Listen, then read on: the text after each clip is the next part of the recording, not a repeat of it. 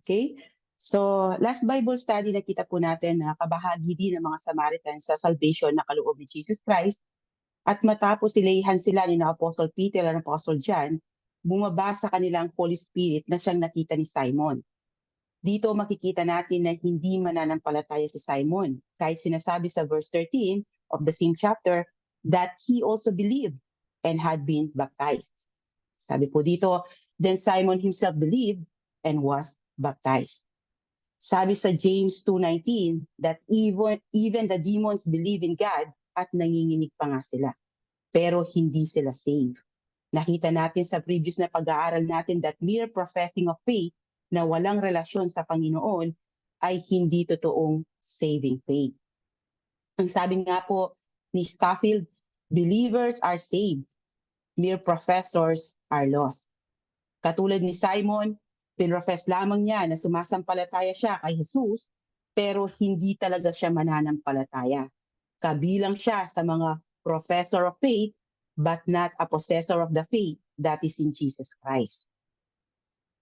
Simon believed because of the miracles na nakita niyang ginagawa ni Philip, but he did not believe para sa kaligtasan ng kanyang kaluluwa. Dahil kung totoong nagkaroon siya ng relationship kay Jesus Christ, dapat kabilang din siya sa mga Samaritans na tumanggap ng Holy Spirit. Instead, nakita natin sa ating last Bible study na siya ay matamang nagmamasid sa ginagawa ng mga apostles dahil ang pakay niya talaga sa pag-join sa church ay para malaman kung ano ang secret power ni Philip at ngayon ay ang dalawang apostles, kung bakit sila nakakapag-perform ng mga great signs and wonders. Dahil inggit na inggit siya sa kapangyarihang taglay ng mga ito. Dito, in-expose ni Simon ng totoong spiritual standing niya na hindi siya tunay na mananampalataya dahil gusto niyang bilhin ang power na nagagawa ng Holy Spirit. Therefore, gusto niyang bilhin ang Holy Spirit. Nakita natin kung paano siya ni-rebuke ni Peter at nakita din natin na hindi siya nagsisi sa pagkakasala niya. Natakot lang siya sa consequence ng kasalanan niya, hindi sa sirang relasyon nila ni Jesus Christ. Worldly sorrow ang nakita nating naging tugon ni Simon sa pag-rebuke sa kanya ni Peter at hindi godly sorrow that produces repentance. Ngayon, babalik tayo muli kay Philip the Evangelist. May tatlong mahalagang points tayong makikita sa encounter na ito from verse 26 to 29. So first, the preparation. Makikita natin dito na ang Diyos ang nagpe-prepare ng encounter ni Philip at ng eunuch. And then there's the presentation. Dito makikita din natin kung paano naman ipinresent ng servant ni God ang gospel sa eunuch. And lastly, there's the personal response. Siyempre, kailangan mag-respond ng taong nakarinig ng gospel. Either they reject it or accept it. Bawat believer naranasan ng tatlong points nito. Makikita natin dito ang totoong salvation na kabaligtaran ng kay Simon. Ito rin ang first Gentile convert.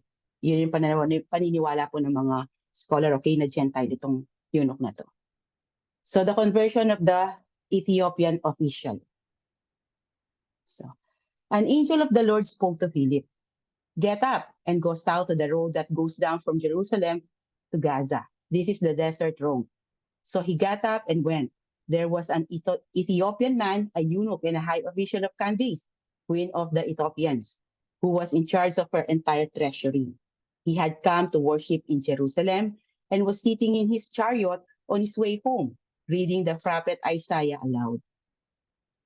Dito makikita natin ang nagplano at nag-prepare ng encounter na ito ay walang iba kundi ang Holy Spirit.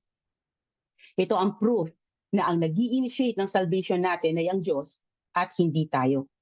Salvation is God's work. It is not man's work. It is God's will, not man's will. Hindi mo ito madi-discover on your own will. Because the natural man is spiritually dead. As Ephesians 2:1 says, we were dead in our trespasses and sins.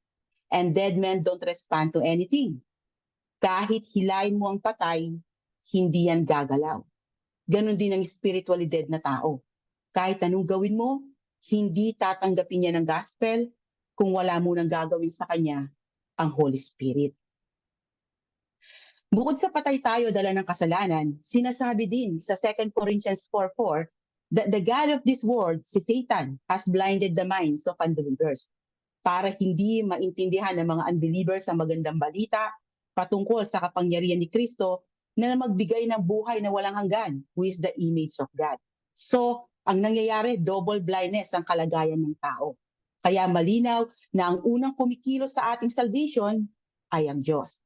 Makikita natin sa John 6:44. Sabi dito, walang makakalapit sa akin maliban kung papalapitin siya ng amang nagsugo sa akin. At ang mga lalapit sa akin ay bubuhayin kong muli sa huling araw. So malinaw na makikita dito na si God ang nag-i-initiate ng ating kaligtasan. Ito yung sinasabi sa Ezekiel 36 verses 26 to 27. So pakibasa po, Brother Do, makakabasa po? Ezekiel 36, 26 to 27. Bibigyan ko kayo ng bagong puso at bagong espiritu, at ang matitigas ninyong puso ay magiging pusong masunurin. Ibibigay ko rin sa inyo ang aking espiritu para maingat ninyong masunod ang mga utos ko at mga tuntunin. So yan po ang glorious work ng Holy Spirit sa mga spiritually dead men, dala ng kasalanan. So dito makikita natin ang pagsisave ng Holy Spirit sa buhay ng Ethiopian eunuch sa pamamagitan ni Philip. Si Philip ang ginamit na instrument ng Diyos para sa salvation ng eunuch. Though hindi ipinakita sa atin ng writer ang paggalaw ng Holy Spirit sa buhay ng eunuch, pero we can assume na by this time, kumilos na din ang Holy Spirit sa buhay nito bago pa itong encounter nila dito ni Philip. So in verse 26, inutusan ng anghel ng Diyos si Philip na pumunta sa disyerto na papuntang Gaza. Gaza was one of the 5 chief cities of the Philistines or Palestines, along with Ashkelon, Ashdod, Ekron, and Gath. All Gaza had been destroyed totally early in the 1st century BC. And then nagtayo sila ng new city sa may west side na malapit sa coast. Pero yung old road ng old city ng Gaza na papuntang Jerusalem ay nadadaanan pa din. So bali nagkaroon po ng ibang daan going to Jerusalem nung magtayo sila ng bagong city sa Gaza. Pero yung lumang daan ay nagagamit pa rin naman sa time na ito. Accessible pa rin siya sa time na nangyari ang event dito.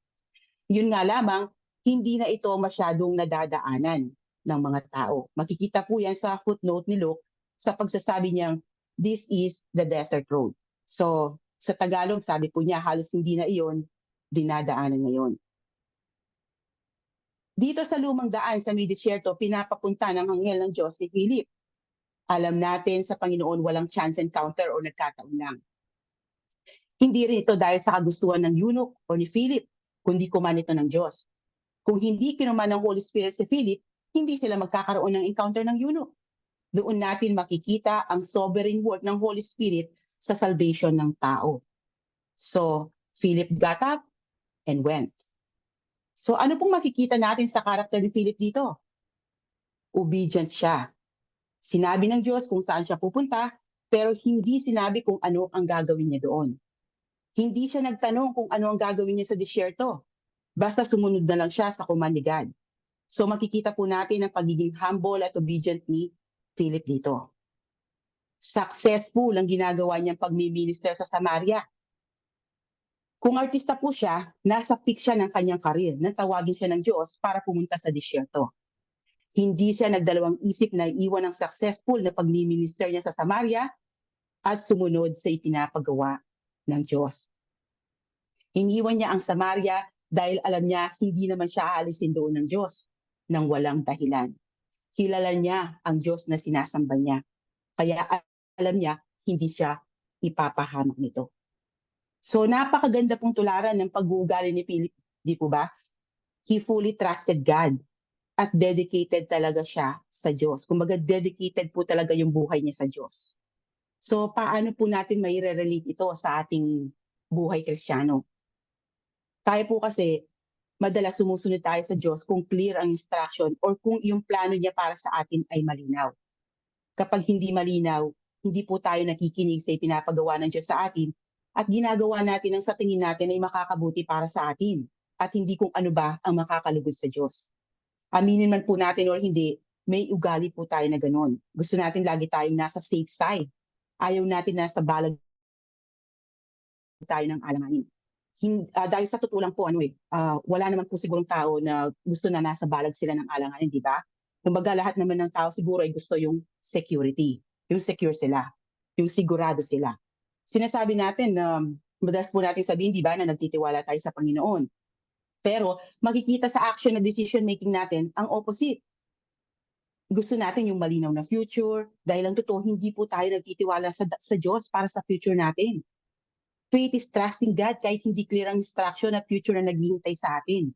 Ang sabi nga po ng theologian na si Frederick Buehner, faith is stepping out into unknown with nothing to guide us but a hand just beyond our grasp. Yan po ang totoong faith. Trusting God na i-guide ka niya along the way sa iyong journey kahit hindi mo siya nakikita o nararamdaman. Alam mo, hindi ka niya pababayaan dahil yan ang sinasabi ng kanyang salita. Kaya fully dependent ka sa kanya. Katulad ng pagtitiwala ni Abraham sa Diyos sa willingness nito na i-offer ang kanyang anak. Kung hindi sumunod si Abraham, hindi po niya makikita ang provision ni God sa buhay niya. Hindi siya ituturing na kaibigan ng Diyos. Kaya sana makita din po sa atin na isabuhay natin, sinasabuhay natin yung faith na meron po tayo sa Diyos. Hindi lang po sa salita, ganun din sa ating pong mga pamumuhay.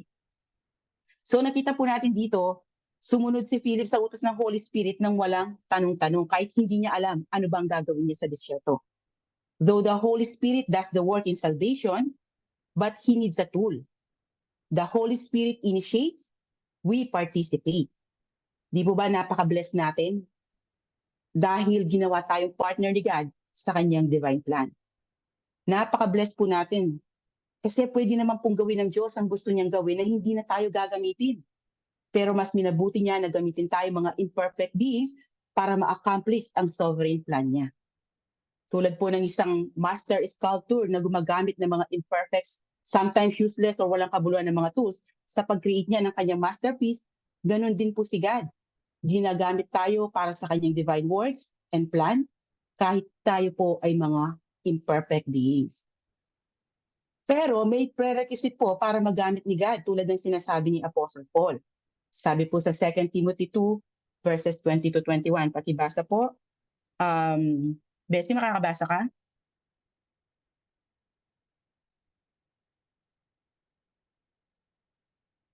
Sige po, si ano na lang.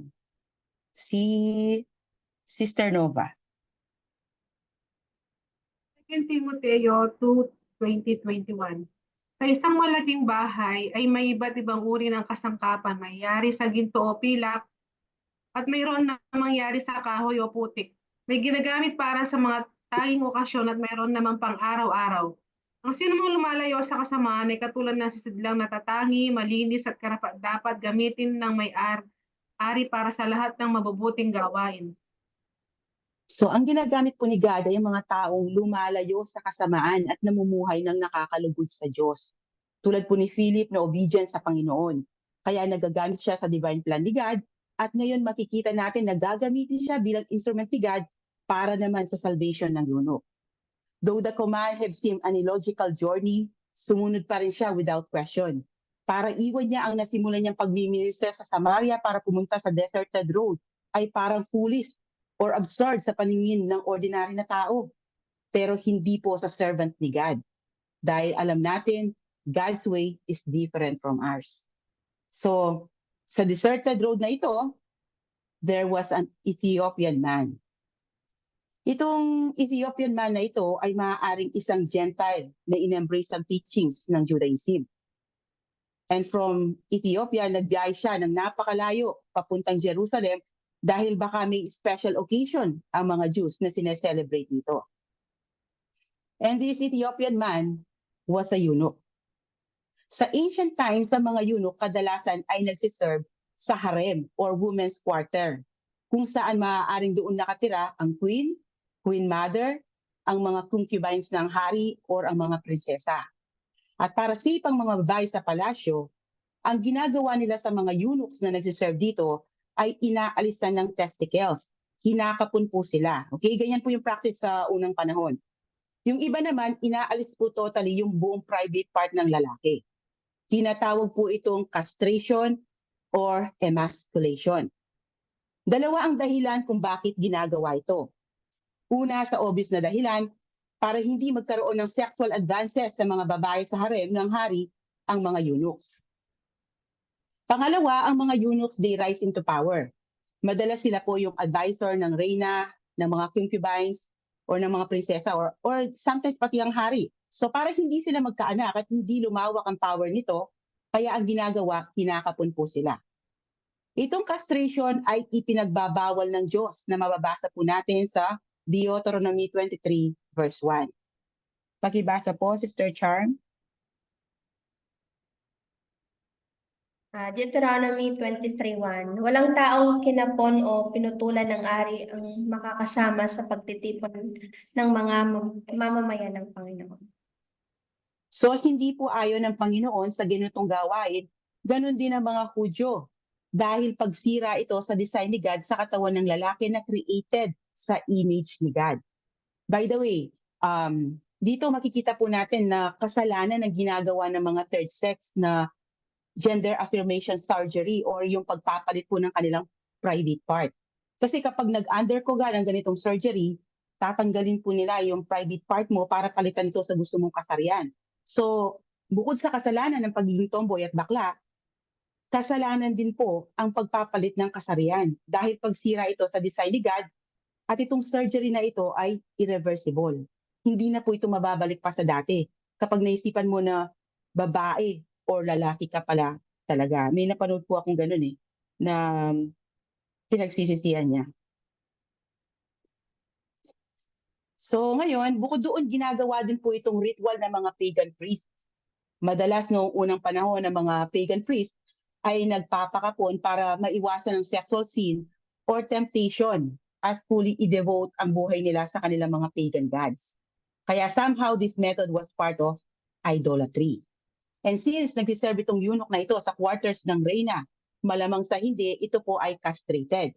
Kung ganon, hindi po siya pwedeng mag-participate fully in the Jewish worship service dahil bawal nga sila base sa ating nabasa dito sa Deuteronomy 23 verse 1. Isa pa, hindi rin siya pwedeng maging proselyte to Judaism kung castrated siya. Ang mga proselyte, ito po yung mga Gentiles na nag-convert sa Judaismo. Kung castrated siya, hindi siya pwedeng mag-convert sa Judaism. Kaya ang status nitong eunuch ay limited lamang sa pagiging God-fearing man who attended the synagogues and read the scripture, but stopped short of becoming a full proselyte.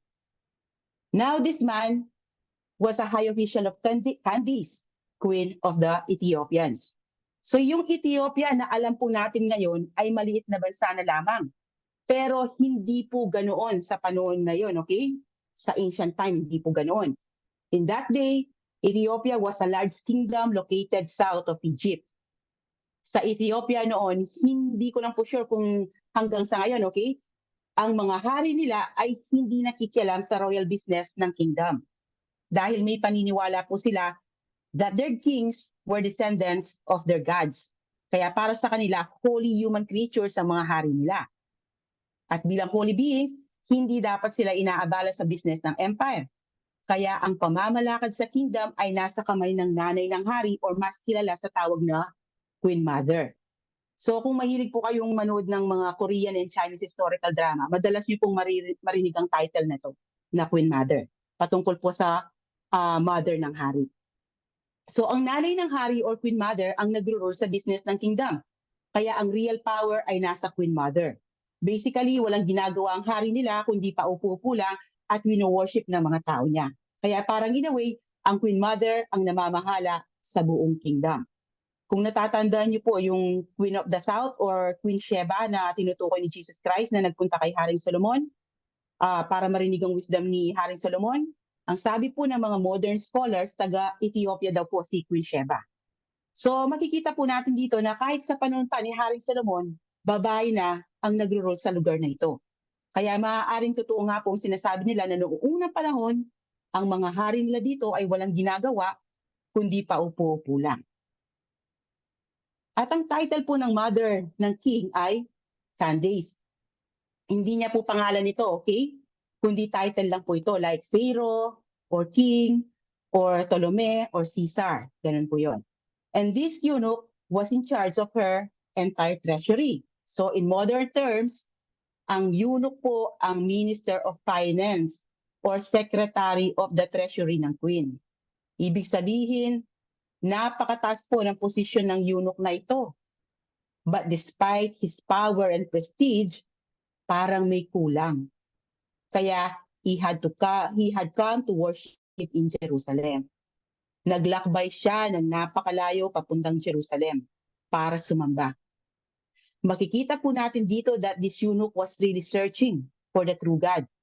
By this time, siguradong kumikilos na din ang Holy Spirit sa buhay nito before this encounter happened. Nasa kanya na ang lahat. Power, honor, prestige, and wealth. And yet, he wasn't satisfied. Alam niyo po ba kung gaano kalayo ang nilakbay ng eunuch makarating lang sa Jerusalem? Approximately 1,500 miles. Pero may mga nagsasabi din na nasa 2,600 miles daw. So, kunin na lang po natin yung mas mababa. Ipagpalagay na lang natin na nasa 1,500 miles ang nilakbay niya one way. Napakalayo po ng 1,500 miles kung naglalakad ka lang. Baka sabihin nyo, may chariot naman siya. Tama, may chariot nga po siya, pero ang mga chariot sa panahon po na yun, kadalasan ay hindi katulad ng mga chariot natin ngayon. Karamihan po sa mga chariots noon, tao po ang nagbubuhat nito. So mahilig po kasi ako manood ng historical drama. Kaya familiar po ako sa mga yan. Ganyan po yung itsura nila. So buhat-buhat po ng tao, nakasakay dyan yung officer. So ipagpalagay na din po natin, okay? So sabihin na natin, hindi tao ang nagbubuhat at kabayo ang umihila sa chariot na sinasakyan niya. Sa panahon po na yun at sa kanyang posisyon, hindi siya magta-travel mag-isa, but was probably with a caravan. Yan, grupo po sila, yung mga lalay siya. Sakay ng kanyang chariot na hila-hila ng mga kabayo, ipagpalagay na din natin na average of 20 miles in one day ang malalakbay niya. So gaano po katagal na travel ang 1,500 miles? Approximately 75 days or over 2 months. One way pa lang po yun, okay? 5 months kung balikan. Ginawa niya ito para lang makapag-worship sa God ng Israel. Dito natin makikita na seeker after the true God talaga ang eunuch na ito. Most likely hanggang court of the Gentiles lang siya allowed. Dahil una, Gentile siya, at pangalawa, eunuch nga siya. Pero wala po yun sa kanya. Ang mahalaga lang sa kanya, makapag-worship siya sa Diyos. So, paano po natin may relate ito ngayon sa atin, sa buhay natin ngayon? Tayo po minsan, di ba, 5 to 10 minutes lang ang layo ng church sa atin. Or minsan, walking distance na lang. Kinakatamaran pa natin na pumunta. Yung iba naman, doon na lang po sa kanilang bahay mismo ang pag-worship dahil wala pa silang mga church. Pero minsan, hindi pa nila magawa. Dito po natin makikita na kung gusto mo, may paraan. At kung ayaw, marami pong dahilan. So balik po tayo ngayon sa eunuch.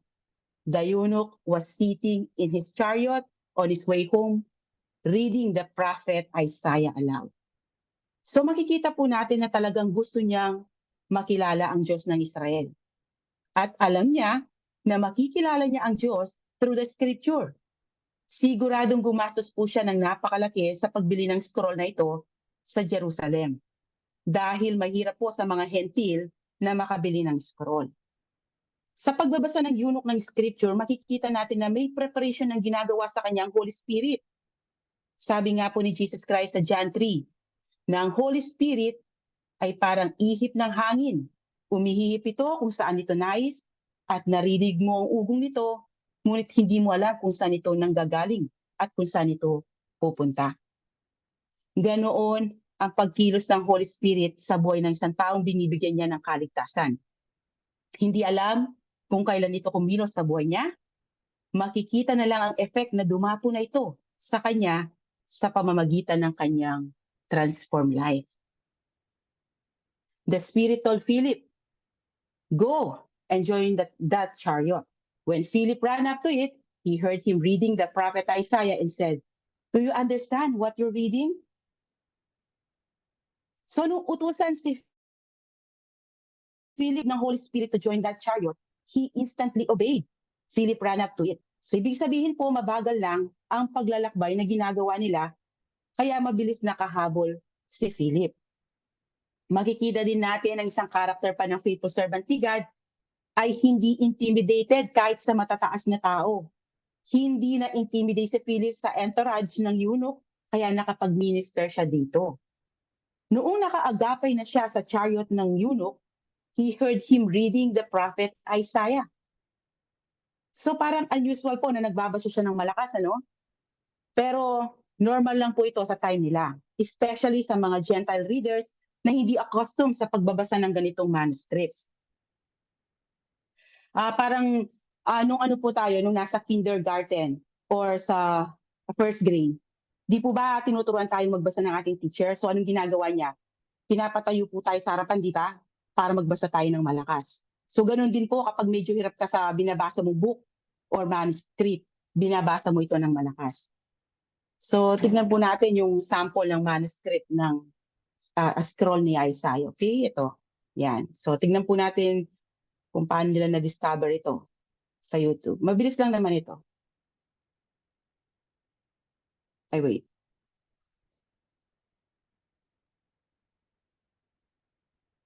Under lock and key for over 40 years, the great Isaiah scroll was stored underground in Jerusalem until displayed in 2008 for just a few months.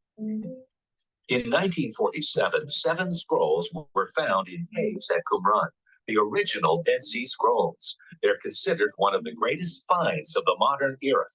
The 2,000-year-old Great Isaiah Scroll is the most famous. It contains over 25% of all the biblical text among the scrolls. Nearly every part of the 66 chapters of Isaiah are intact. Its fragile condition requires it be kept in a temperature-controlled underground vault. The Museum of the Bible displays a facsimile of the Great Isaiah Scroll, allowing generations of people to view and engage with the Bible in all its unifying influence over the centuries. So dahil ang binabasa po nila noon ay scroll, wait. Ito po, yan. Na-jump pack dahil nagtitipid po sila ng space, kaya ang mga words ay halos magkakadikit. Wala ding verses and chapters dito, napag-aralan po natin dati yan. Kaya in ancient time, it was a common practice to read out loud. At dahil sa pagbabasa ng malakas ng eunuch, nagkaroon po ng idea si Philip sa binabasa ng eunuch at nagbukas din iyon ng door para tanungin niya ito. Do you understand what you're reading? Alam ng servant ni God ang role niya at kung bakit siya pinalapit sa eunuch. Hindi na kailangan sabihan pa siya ng Holy Spirit na kausapin at i-share ang gospel sa eunuch. Automatic alam ni Philip ang dapat niyang gawin.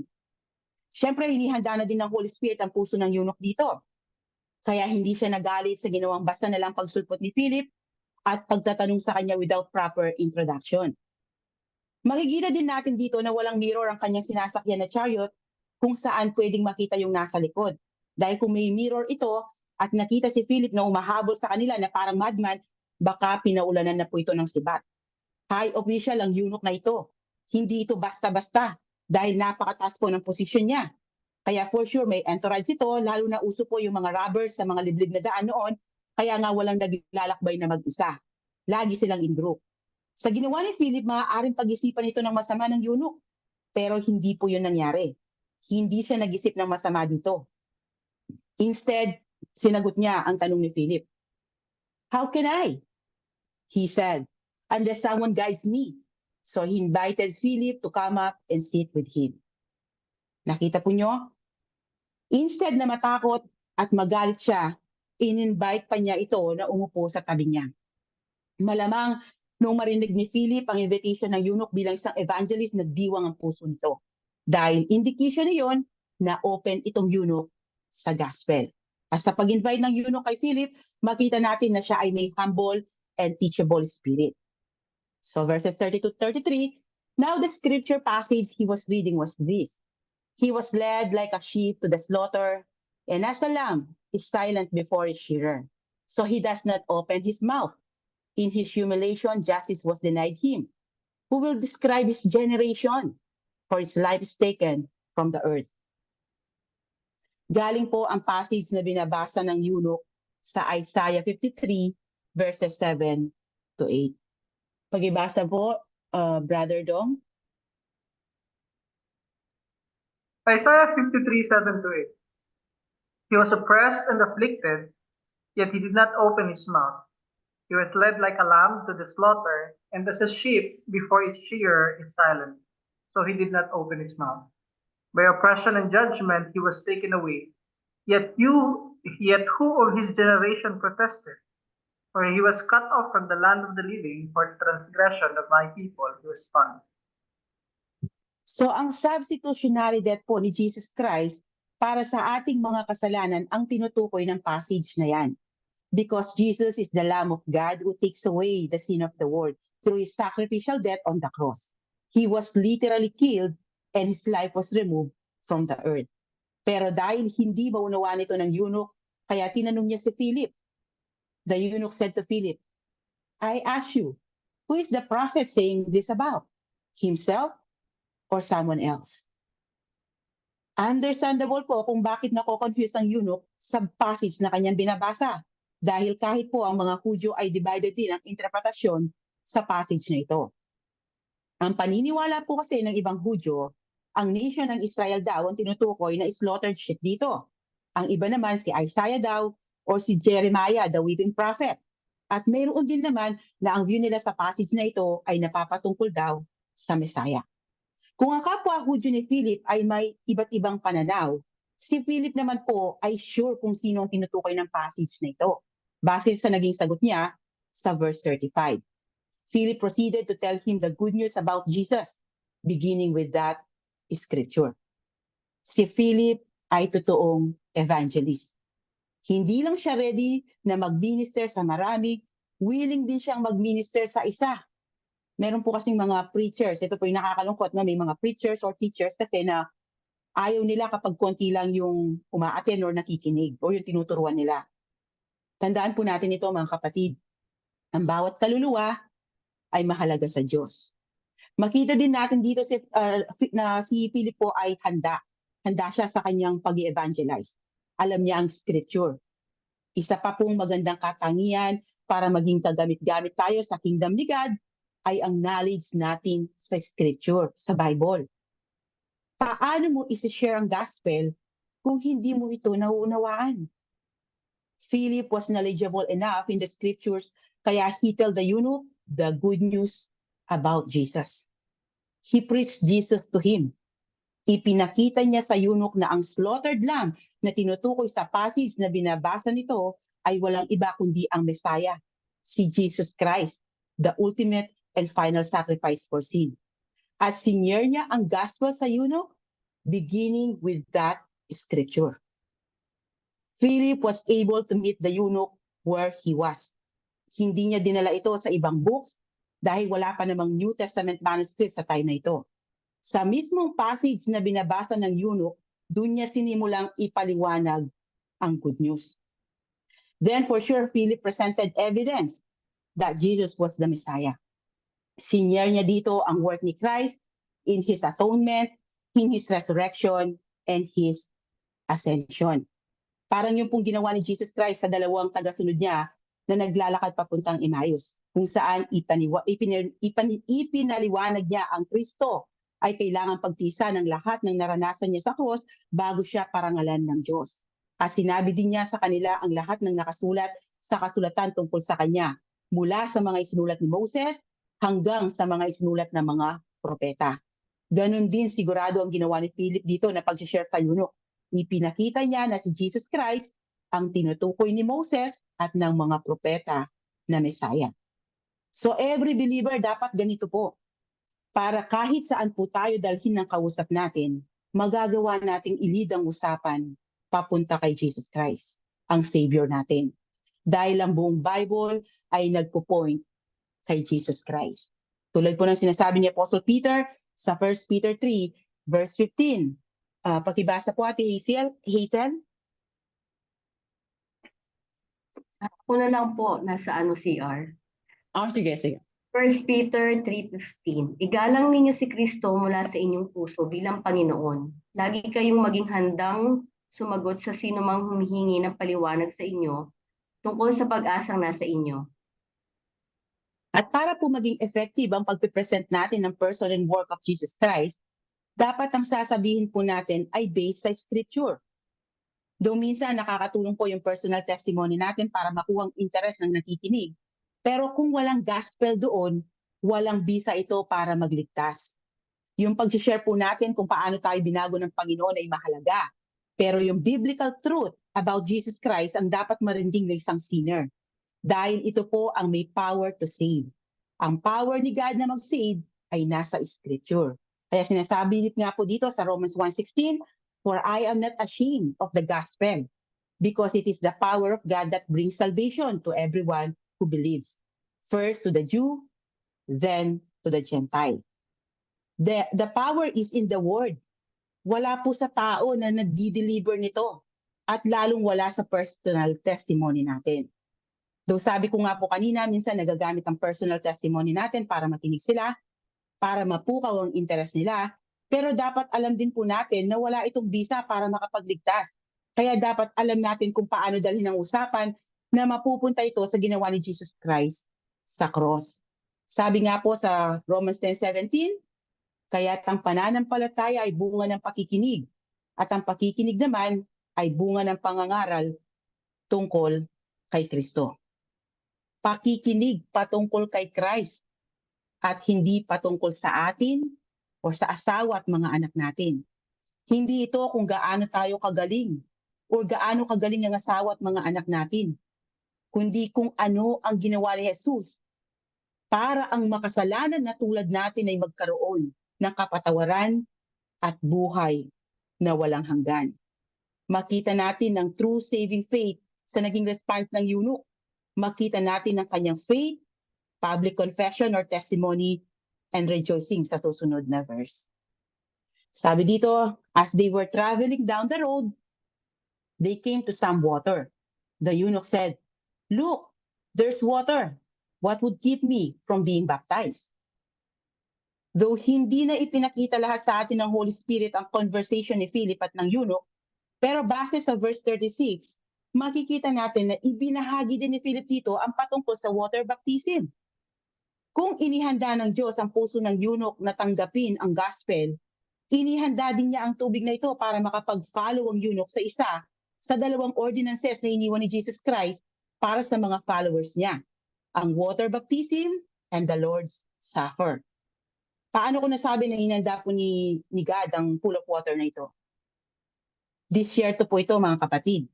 At sa disyerto, bihira kang makakakita ng pool of water or oasis kung saan pwede kang i-immerse or ilublog. Dahil hindi wisik-wisik na baptism ang ginawa po nila dito. At kung gusto magpabaptize ng eunuch, nung makakita siya ng pool of water, ibig sabihin, ibinahagi ni Philip sa kanya ang Great Commission na itinuro ni Jesus Christ sa mga followers niya na mababasa po natin sa Mark 16 verses 15 to 16 at Matthew 28 verses 19 to 20. Be, pakibasa. Therefore, go and make disciples of all nations, baptizing them in the name of the Father and the Son and the Holy Spirit. Teach these new disciples to obey all the commands I have given you. And be sure of this, I am with you always, even to the end of the age. So, ibig sabihin, kung sumasampalataya ka kay Jesus Christ, nag-e-expect po siya na susunod ka sa mga ipinapagawa niya. At isa po doon ay ang water baptism. Dahil ang sabi po ni John sa kanya pong sulat sa John 14:15, kung iniibig niyo ako, tutuparin niyo ang aking mga utos. Si Jesus Christ po nagsasabi nito, nagsasalita sa kanya pong mga disciple.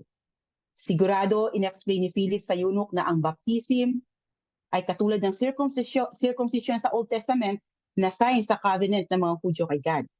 Sa New Testament naman, ang sign sa pagkikipag-isa or covenant natin kay Christ ay baptism. At naunawaan ng eunuch ang gospel na present sa kanya ni Philip. And along the way, sumampalataya siya sa Panginoong Jesus. Kaya pagkakita niya sa tubig, hindi na siya nagdalawang isip na tanungin si Philip, "What would keep me from being baptized?" Makikita natin dito na gusto ng eunuch na publicly mag-testify sa saving faith na kanyang tinanggap by being obedient to the ordinance of immersion or water baptism. So malinaw that the eunuch put his faith in Jesus Christ.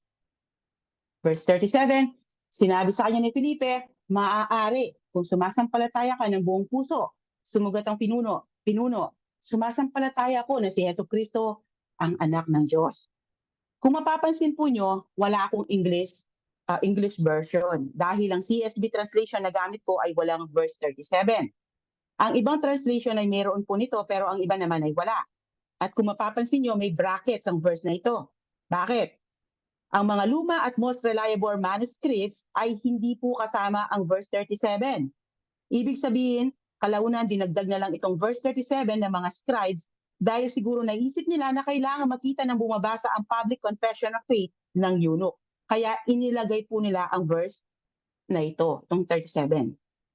Isa pa, ang practice po kasi sa early church, maging sa time natin ngayon, kapag ibinahagi nila sa mga foreigners ang gospel, doon po sa mga taong hindi familiar sa Old Covenant, yung mga taong hindi na circumcised as infants, before they could receive the sign of the New Covenant, bago po sila i-baptize, kailangan muna nilang magkaroon ng profession of faith.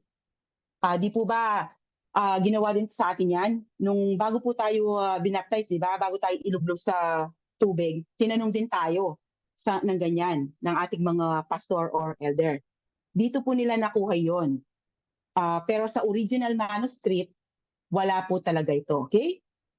Though wala ito sa original na manuscript, alam naman natin na sinasabi ng Bible, sabi po dito, pakibasa Sister Nova,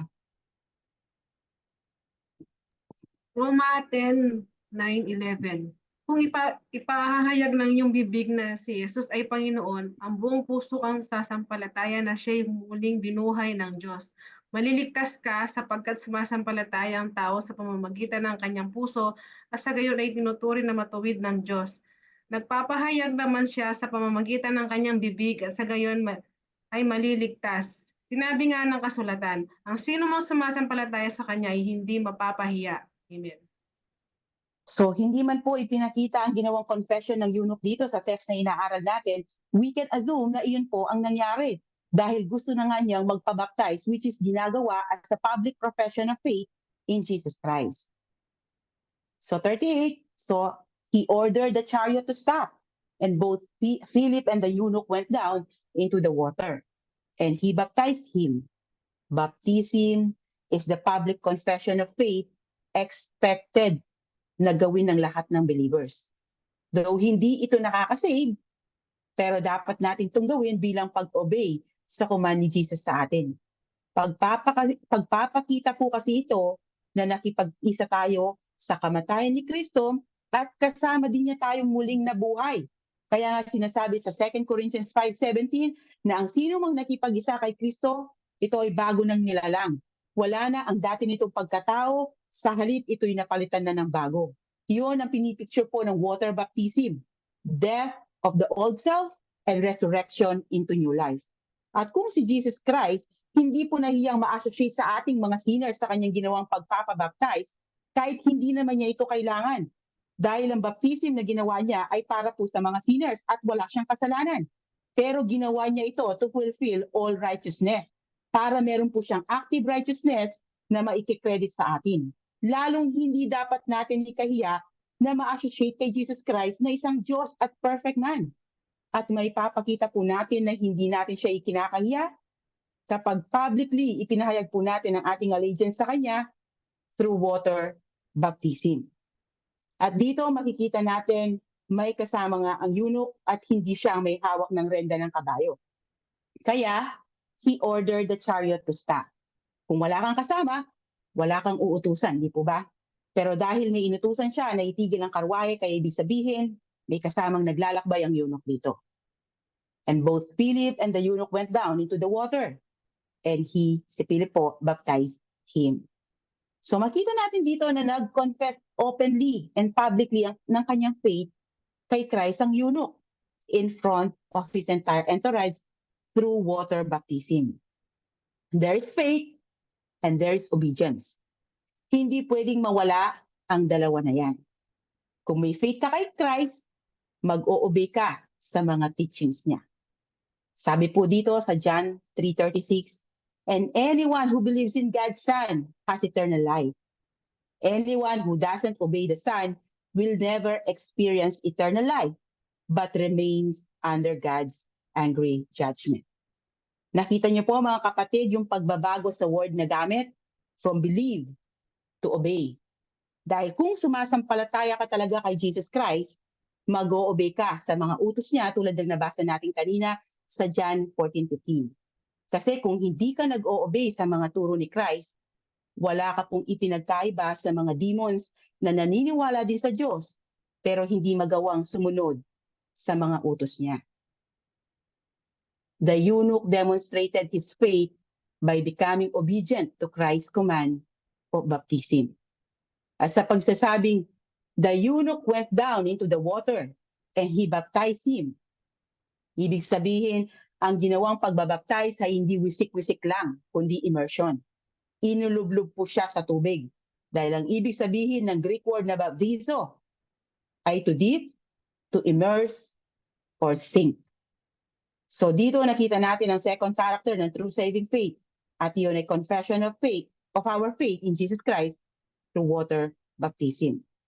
Sa next verse naman, makikita po natin ang pangatlo. At yun ay rejoicing o yung kagalakan na taglay ng bawat mananampalataya. When they came up out of the water, the Spirit of the Lord carried Philip away, and the eunuch did not see him any longer, but went on his way rejoicing. Philip was miraculously snatched away after niyang bautismuhan ng eunuch, katulad ng nangyari kay Elijah and Ezekiel. By performing this miracle, the Holy Spirit confirmed to the entire caravan that Philip was indeed a person sent by God. As for the eunuch, hindi ito natakot o nagulat sa biglang pagsulpot at bigla din pagkawala ni Philip. Instead, he went on his way rejoicing. Joy is a mark of a true believer dahil galing ito sa ating Lord and Savior na si Jesus Christ. These things I have spoken to you so that my joy may be in you and that your joy may be made full.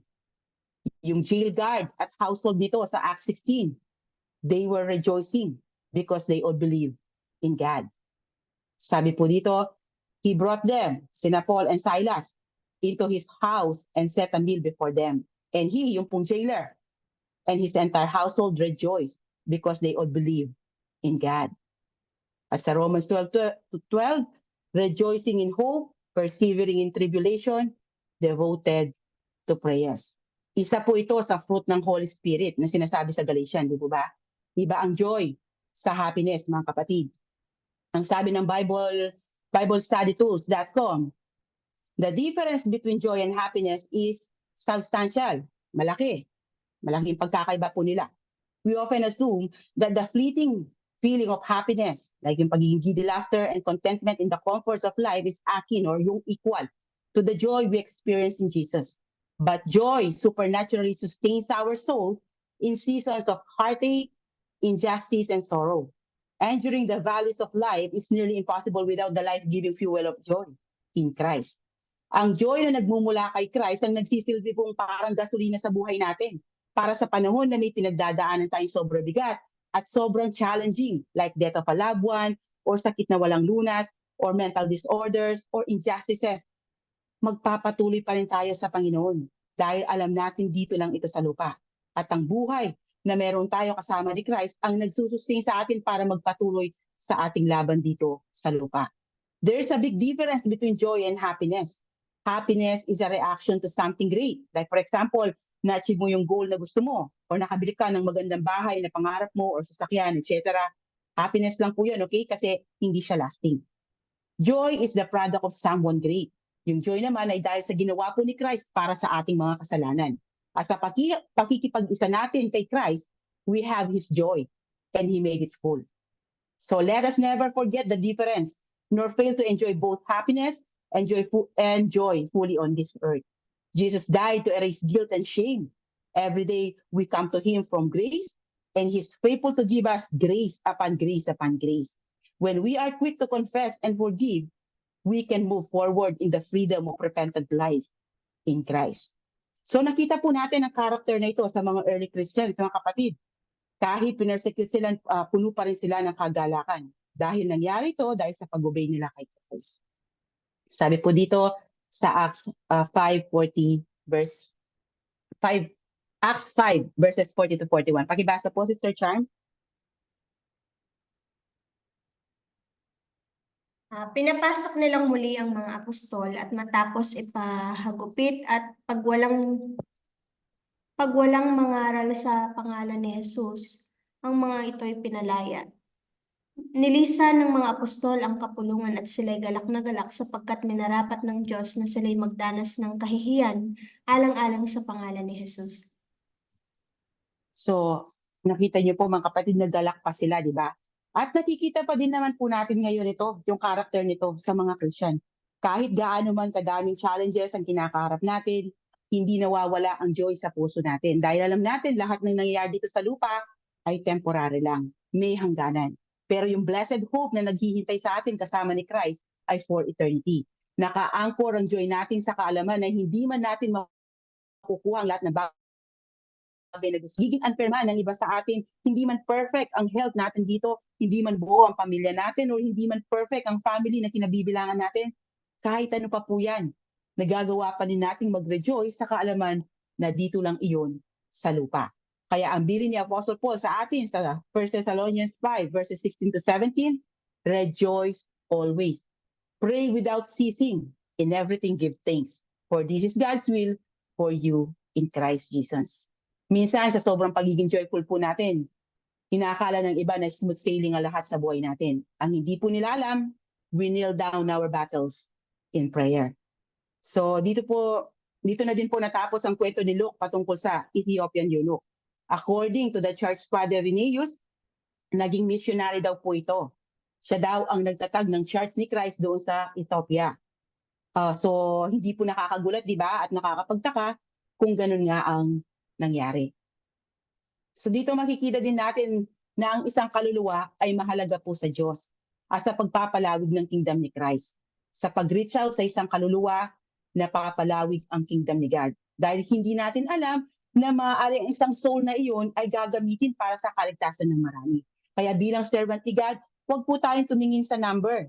Kahit isa lang yan, kung willing po siyang makinig at magpa-disciple, turuan po natin siya.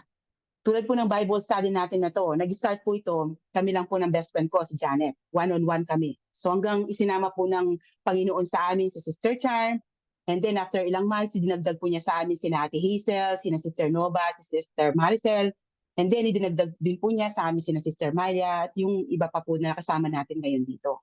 So from one, ngayon medyo kahit pa paano madami-dami na din po tayo. So yung mga regulars po kahit pa paano di po ba na for 4 years magkakasama po tayo na nag-aaral ng salita ng Panginoon. At naniniwala po ako na kayong mga kasama ko dito ay ginagamit din ni God or gagamitin din ni God for the furtherance of His kingdom if you are willing to obey.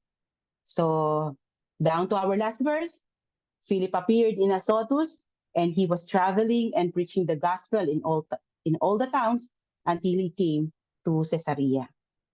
So, Azotus is 20 miles north of Gaza.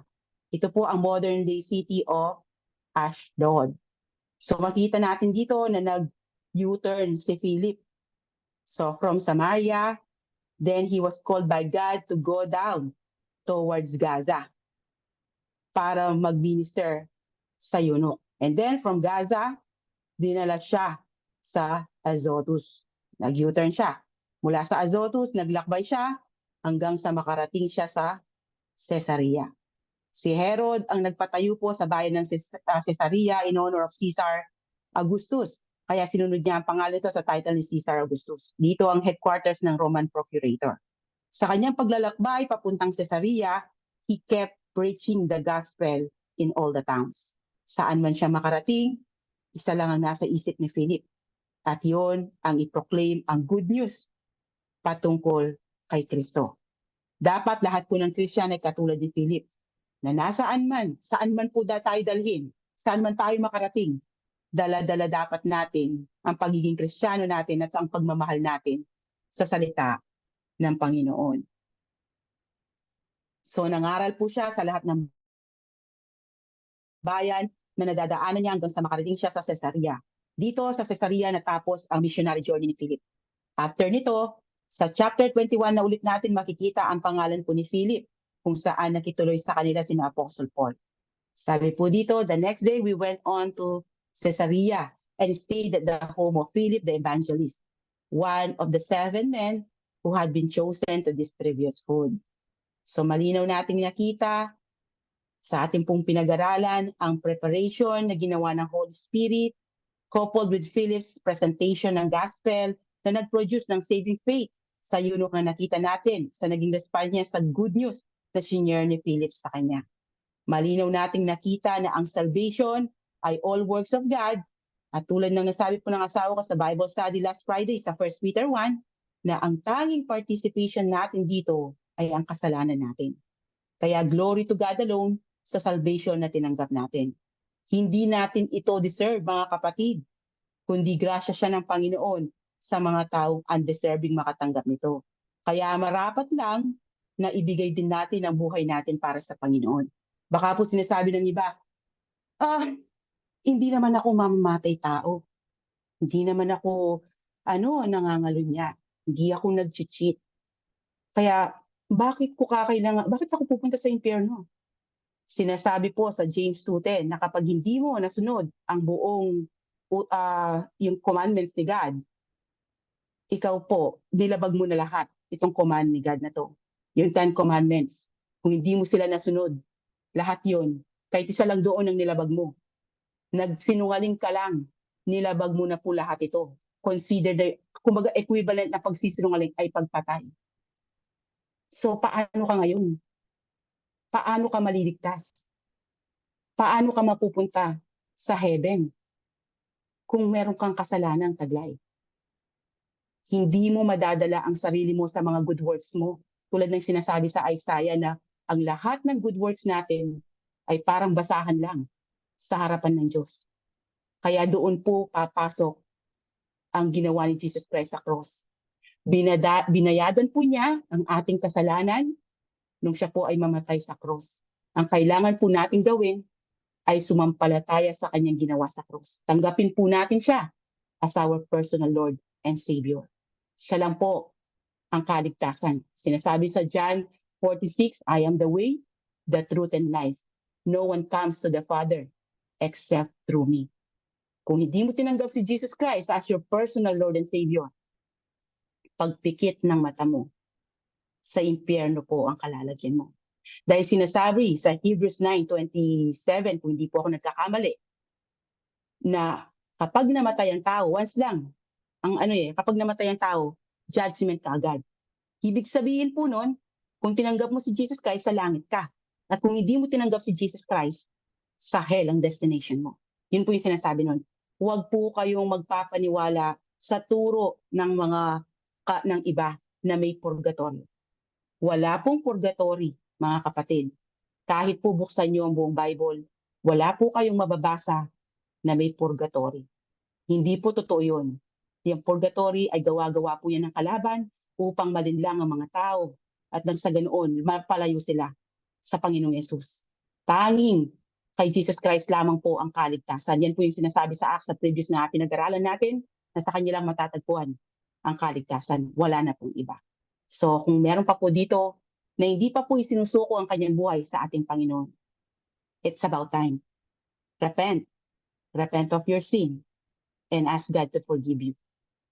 At kung taos po sa puso nyo ang paghingi nyo ng kapatawaran at pagtanggap nyo sa ginawa ng Panginoon sa cross, kayo po ay maliligtas. So maraming salamat po mga kapatid sa pakikinig. Dito po natatapos ang ating pag-aaral dito sa chapter 8 ng Book of Acts. God bless everyone. To God be all the glory.